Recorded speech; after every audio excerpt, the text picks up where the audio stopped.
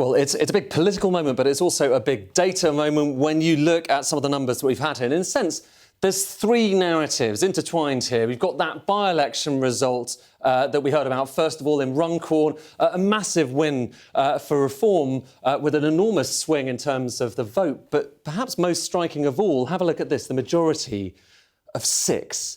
That is basically the tightest we have ever seen. I want to show you, actually. Let me show you just a bit of historical context here. Looking back at the closest by-elections in modern history, in living memory, there is really nothing to compare with it. Maybe something kind of about 100 years ago, but nonetheless, 6. These are all really tight results. This is an incredibly knife-edge result. We've never seen anything at all like it, but nonetheless, it went for Reform. So that by-election starting that particular story. And then, of course, we've had all these mayoral results as well. And again, it's Reform in Greater Lincolnshire, Reform in Hull and East Yorkshire as well. The Conservatives there hanging on in Cambridgeshire and Peterborough. And actually, in the west of England, Labour doing better than expected. The Greens not doing quite as well as expected. But still, just look at that light blue there. And if we look at this, not just the mayoral results, not just that by-election, but also the share of seats in the local elections, because here you're talking about across the shires in England.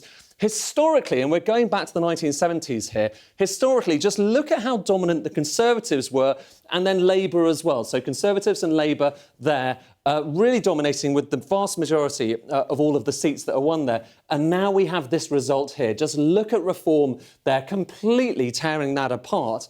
And if I show it in one other way, what we'll do is we'll take that and that, so the results, all of these seats for Labour and for the Conservatives, look back over history and just see how much of the share they had. And indeed, for most of history, it's been utter two-party dominance all the way through to where we are now. A complete sea change. And even 2013, which was good for UKIP, they never managed to contend with that. So that is an enormous issue. And when you look at what this might imply across the country as a whole, which we can do, because Michael Thrasher has gone through the numbers, worked out what the national estimated share would be, and it is incredibly striking. Let me just give you a bit of context to this.